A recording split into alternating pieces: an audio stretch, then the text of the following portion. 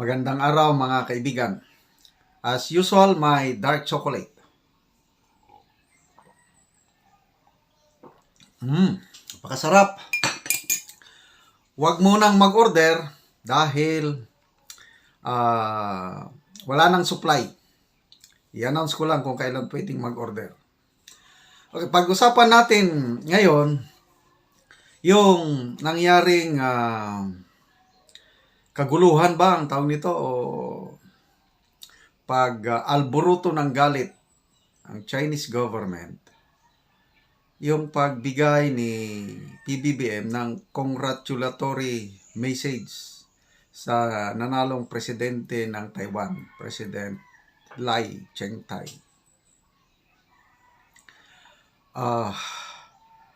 Hindi ina-expect siguro ng palasyo na ganon katindi ang reaksyon ng China.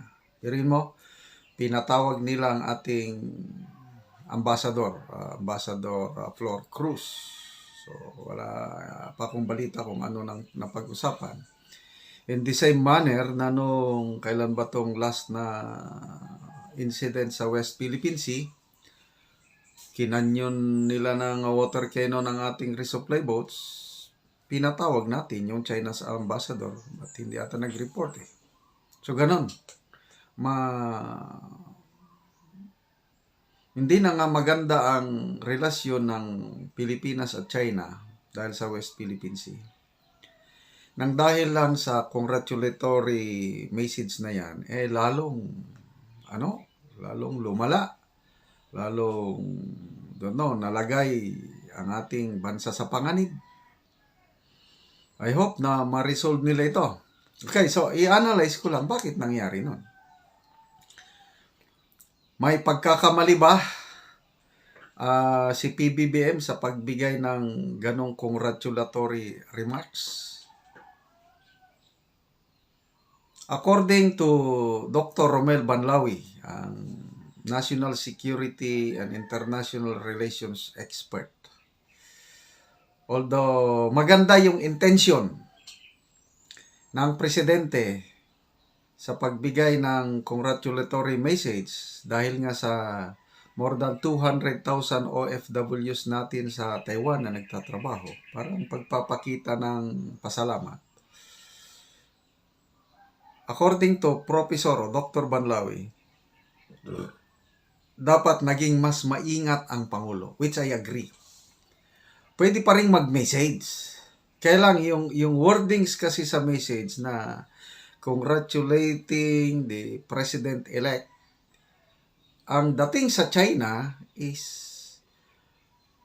nawala na yung one China policy. Ang dating sa China, ang message is in-acknowledge na ng Philippine government ang independence ng China. Iyon doon nagka-problema. Although very clear naman ang stand ng Philippine government ever since na one China policy talaga. Kaya lang hindi ko masisi yung China na magalit kasi talagang non-negotiable para sa kanila yung Taiwan na yan. Kukunin nila, ibabalik as part of China at all cost. So,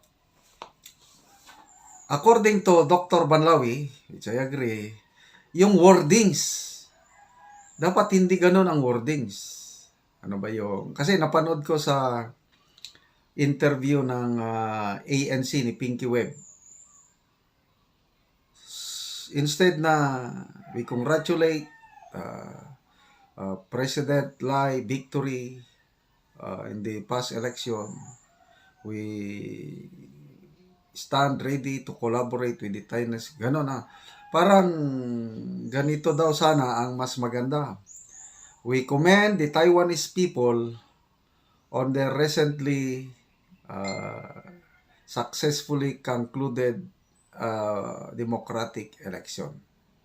Di ba? Medyo mas tone down.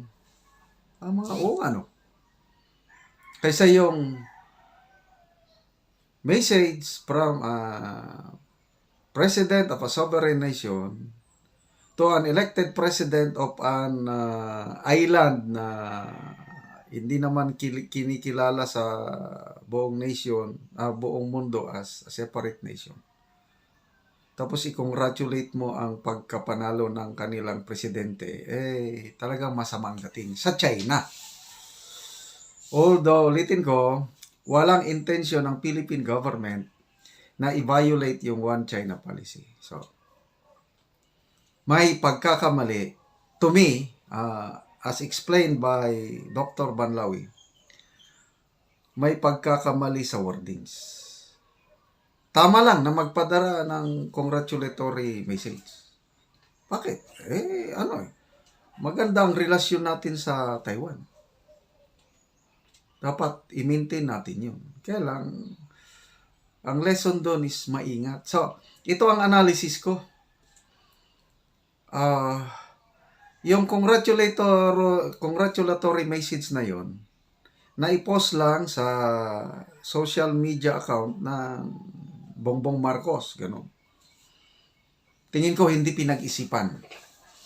Noong after election, I don't know yung PCO, baka sila na lang ang gumawa nun O may staff ang Pangulo na silang gumawa nun, siguro pinabasa sa Pangulo, pwede na yan. Hindi masyadong pinag-isipan. Yun ang tingin ko. Kaya kulang ng pag-iisip. Kulang ng pag-iisip. Dapat yung mga ganitong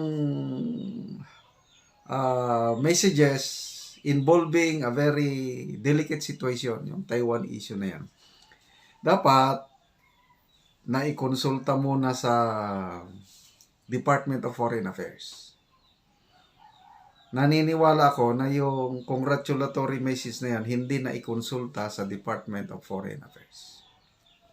Similar ito, yung malala nyo nung Marawi bombing, na pagkatapos ng Marawi bombing, when was that? Kalimutan ko na yung petsa. Nag-post kagad ang Pangulo sa kanyang page na condemning yung terroristic attack by foreign terrorists. Sinabi niya kagad, foreign terrorists. Na iba naman ang pahayag ng AFP, PNP, DND. So, ibig sabihin ba, hindi coordinated ang stand ng gobyerno. So, kulang.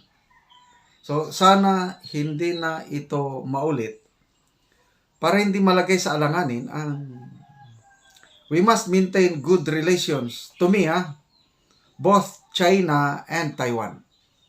Kahit nagkakagulo na tayo sa West Philippine Sea, kaya lang, teritoryo lang yan.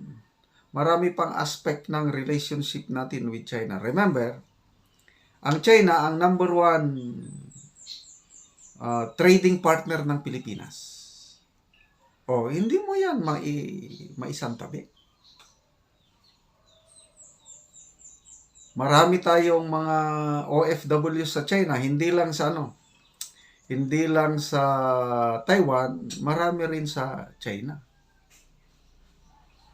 So, lesson learned dito, sana sa sunod, yung mga ganyang pronouncement, huwag basta-basta mag-post. Pinag-iisipan. So, again, it speaks of leadership. Weak leadership, I don't know, kanya-kanya tayong pananaw. But to me, itong nangyaring ito, sigalot sa message na yan is a sign of weak leadership, kulang sa insights, kulang sa projection. Baka ipinaubaya lang sa staff, pinag-isipan, o baka that's it. The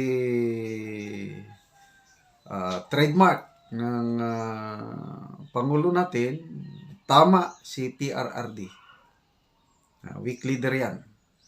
So, hindi tayo naniwala. So ito, magtiis tayo na mamuhay under weak leadership. Alam naman natin, sino ang nagpapatakbo sa affairs of the government, may nakikialam na hindi kayang kontrolin ng Pangulo. Yan po ang nagpapagulo, nagpapahirap sa ating bansa. Sana, I don't know kung how long will this last. Ang kawawa ang taong bayan.